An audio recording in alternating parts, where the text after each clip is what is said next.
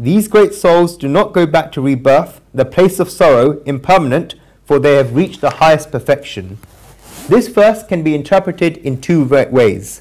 The first is, Paramam samsiddhim gata mahatmana mam upetya dukhalayam ashasvatam punarjanma napnuvanti. Meaning, those great souls who have reached the highest perfection, having come to me, do not go back to rebirth, the place of sorrow impermanent.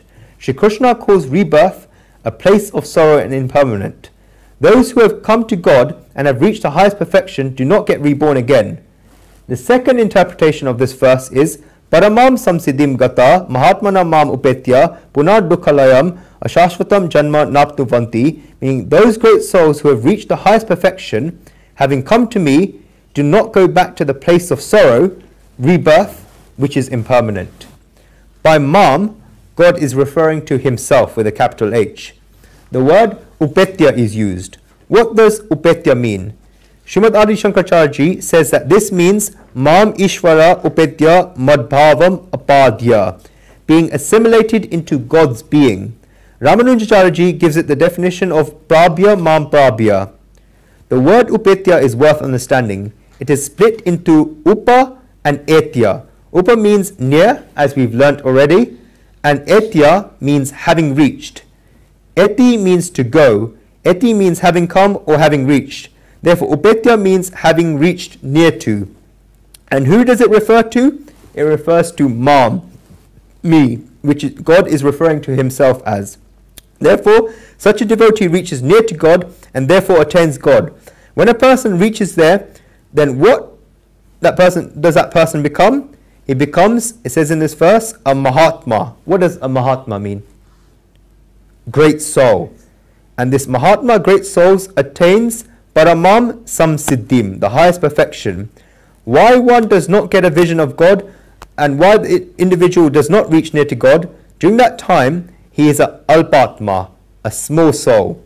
And the moment he reaches near to God, and because he reaches near to God, he becomes joined with God because he has gotten a feeling of God's completeness and has become united with God's completeness, and he has also becomes complete.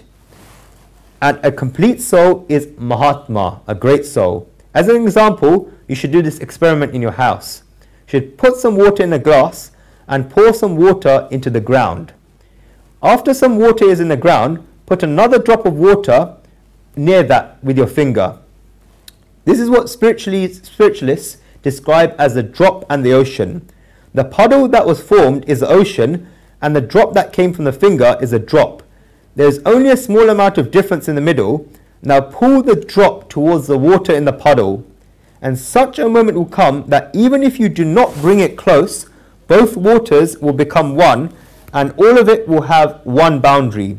All of us have this day-to-day experience. In the same way, when this individual comes close to the Lord, then because this individual is like a drop, a fortunate moment comes when the individual has come so close that it gets a vision of God's completeness and becomes one with God himself. While he was far away, then he was Alpatma, a small soul, but when the water comes together, then can you say, where did my drop go in this?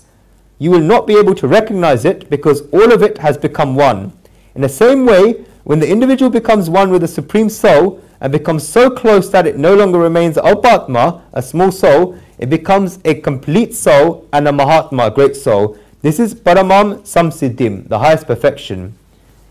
If I were to say in another meaning, then while the individual is far away from God, it has egotism that I am. He has a feeling of minus, and because of this egotism of I am, it becomes an Alpatma, small soul. But when he reaches near to the Supreme Soul, then this feeling of I am can no longer last. It cannot last. This egotism goes away. Even in everyday life, the poor people who come out of the slums, let's say in Mumbai, have to walk on foot for 30 minutes to 45 minutes a day, every day to reach the rail station. They climb onto the rail station and get the train to Churchgate. Then when they come out at Churchgate, they begin walking again because they need to save 2 rupees of bus fares. They are this poor. If someone that lives with them gets a bicycle and goes out to the slums riding the bicycle, then he has a feeling of being big, but how long does this feeling of being big last? It lasts while he is in the slum. When he comes out of the slum and comes onto the road, then does this feeling of being big last? This is because everybody in the slum was walking, and therefore he would ride his bike with pride and his chest held out. But when he comes out onto the road, then there are hundreds and thousands of cycles like this. There are also hundreds and thousands of scooters and cars. How can this pride last there? When he rides on the road, then he stays out of the way of everyone on the left hand, just so nobody can see him and nobody touches him. How long did this pride last? It lasted while he was in this slum. In the same way, how long does this egotism of I am last? It lasts while we are in our slum. When we come out of the slum and see what God is going to show us in the 9th chapter of Raja Vidya, Raja Guhya Yoga, which is the yoga of the royal wisdom and the royal secret, and we begin riding on the royal road of the path of the Supreme Soul, and slowly begin going towards the Supreme Soul, then will any of this pride, arrogance or egotism last? No, because there is no longer a feeling of I am. I am not there at all. What is my existence? Lord, everything that is there is you.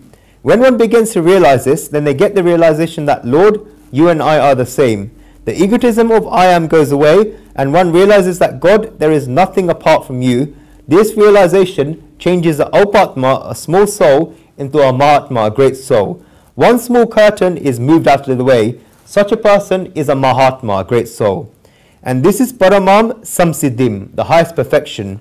What is the Paramam Samsiddhim, highest perfection of this life? It is when all the partitions break away, then this Paramam Samsiddhim, the highest perfection, happens.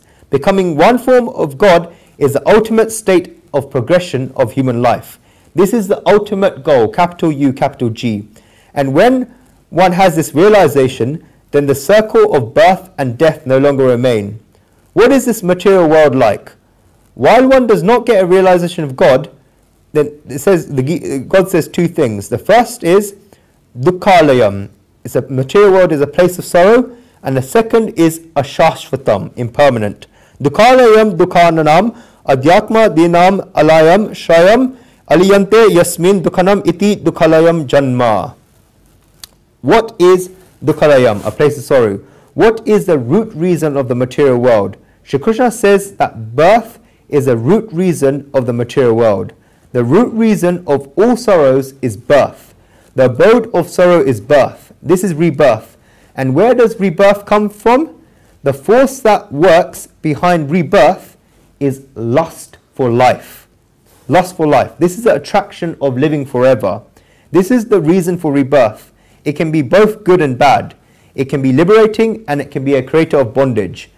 How does this attraction of living forever and this lust for life create bondages?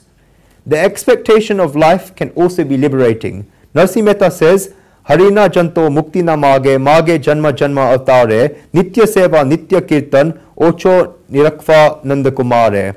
The Lord's devotees do not ask for liberation, but for birth after birth, so that they can do more service, more singing about the Lord's qualities, and find more meaning in their devotion towards the Lord. Even Narsi Mehta asks for a birth, but why? So that he can sing more about the Lord's qualities and find more meaning in his devotion towards the Lord. This is a completely different thing, and we're not talking about this now. At the moment, Shri Krishna is talking about an ordinary, a common human being. This is the expectation of living forever. From this, the flow of sorrows is born.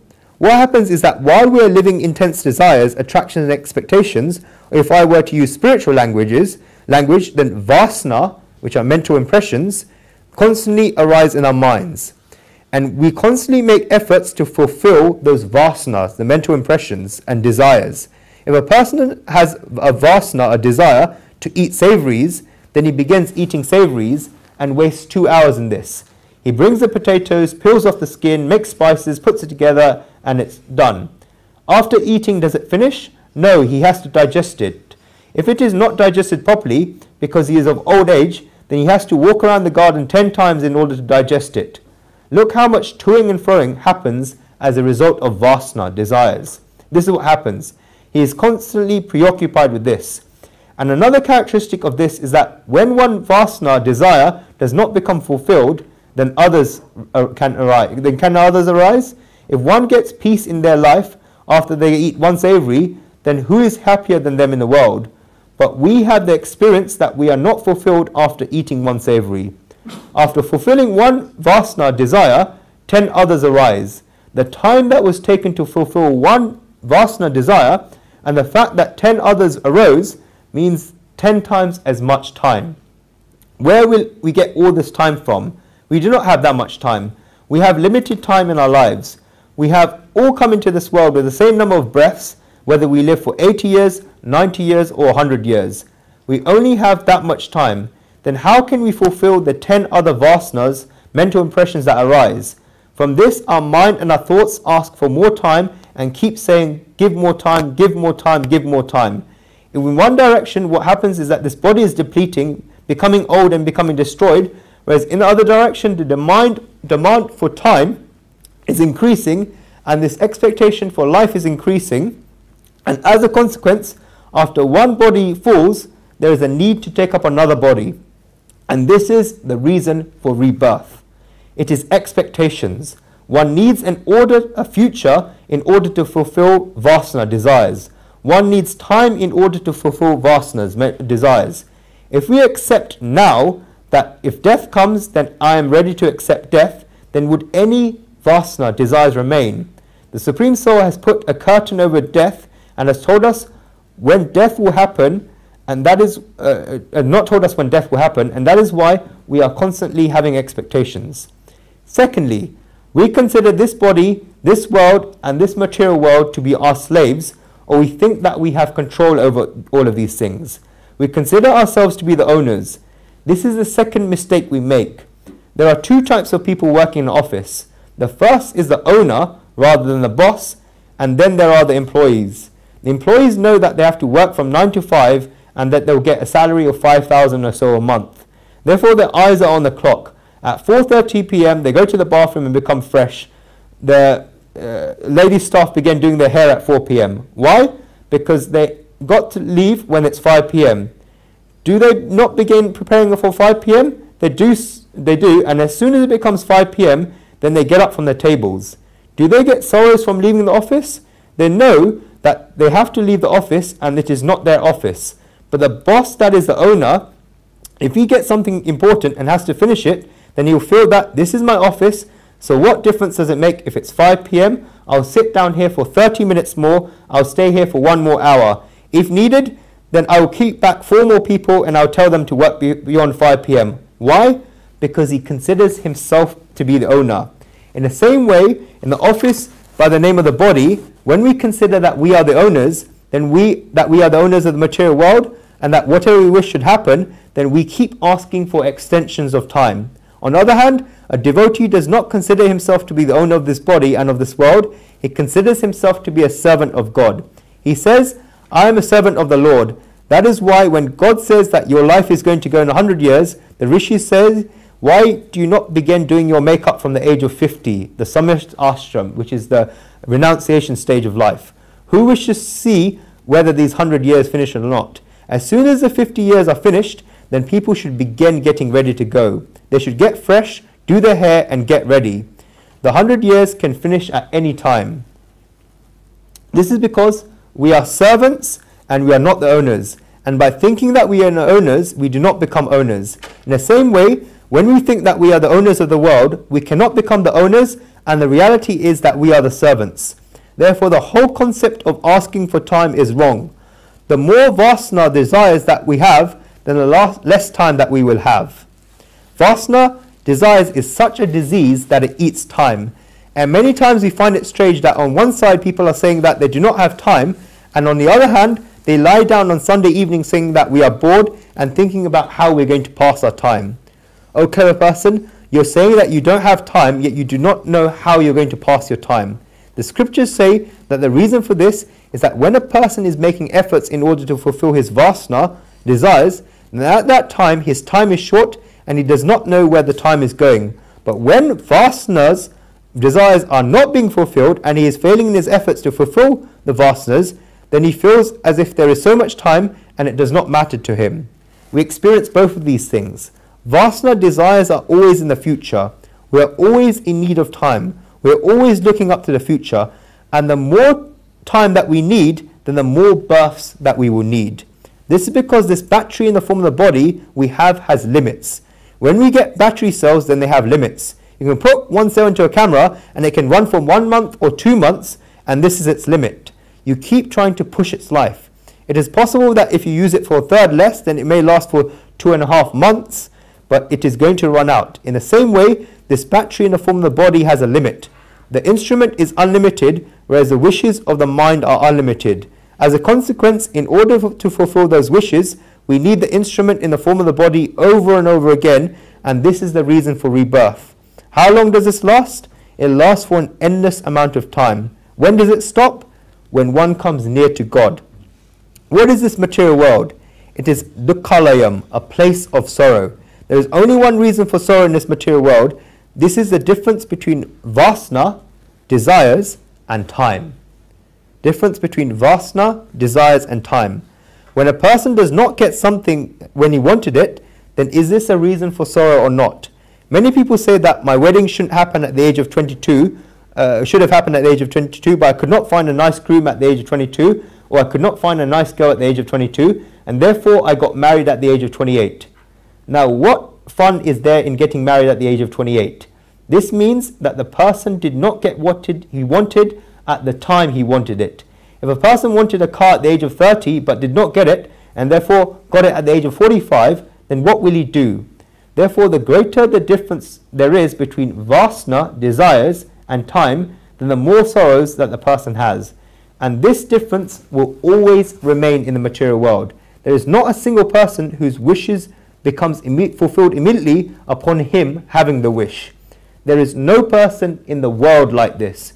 And when a person reaches a state where his wishes become immediately fulfilled upon him having wishes, then he stops having wishes. Therefore, this material world is dukkhalayam, a place of sorrow. And the reason for this is birth and death. And the reason for these is vasana, mental impressions. We reach these at the root. And what else is the material world like? It is ashashvatam, impermanent. It is not unchanging. It's anavashishta rupam. It is forever changing. Now, it may be in one way or one day or tomorrow, one way or tomorrow it will be another way. The reason for the material world and the reason for birth, that are desires, wishes, and vasanas, desires, these very things are ashashvatam, impermanent. Are wishes permanent? No. Wishes grow like the grass of a jungle. There is one wish, a second wish, a third wish, a fourth wish, etc. And there is no consistency between two wishes. There is no relationship between them. We do not even know ourselves that we are wishing for them. You try an experiment of writing whatever wishes come to you in a diary. And if you look at it after 10 days or a month, then you'll think that, did I wish for this a month ago? When you look at it after 2 years, then you begin laughing. And when you look at it after 10 years or 20 years, then you will think that, did I get these wishes? If there is an 8-year-old child and you have given the child a diary, then the child will say that I want a nice Barbie doll. This is its ultimate wish. And when this 8-year-old child turns 18 or 28 and looks at the diary, then she thinks that, did I wish for this 20 years ago? Was this my wish? At the age of 28, she may have had a wish for a living doll. And when the same woman turns to 48, then she thinks that, did I really have this wish? Kachalal's daughter was getting married. I know you've become happy that another Kachalal story has come. Kachalal's daughter was very modern, extroverted, fashionable, educated, shrewd, good at talking, stylish and intelligent. His daughter had found a boy, and Kachalal thought that fine, she likes the boy, we will let them get married. The marriage took place. At the time of the daughter departing for her in-laws, the daughter and the son-in-law touched Kachalal's feet. The daughter was given blessings and the son was hugged. Kachalal told the groom that, son-in-law, from today you are the second happiest person in the world. This groom found it strange that, why is my father-in-law saying this? The second happiest person in the world. The groom asked Kachalal straightforwardly that, how is this? Kachalal said that you must be happy because you've got this nice, educated, modern, extroverted, stylish, fashionable, shrewd, intelligent and smart girl as your wife and a bride. You are the second happiest person in the world. The son-in-law said, that is fine and I'm happy, but who is the happiest person in the world? Kachalal says, that is me myself, because this 22-year-old bag of problems has gone out of my hands. That is why I am the number one happiest person in the world. Would Kachalal have thought of this 20 years ago? No. What I mean to say is that the wishes we have are the reasons for sorrows, and they are dukhalayam, a place of sorrow, and they are ashashvatam, impermanent. They are not permanent, they keep changing. The person who attains the Supreme Soul and goes close to the Supreme Soul, God says, Mam upetya, having come to me again, just like he said in the last verse. In the 15th verse, God says that such a person attains the Paramam Samsiddhim, the highest perfection, and therefore he does not have to go back for rebirth. The Lord explains this with more clarity in the next verse, verse 16.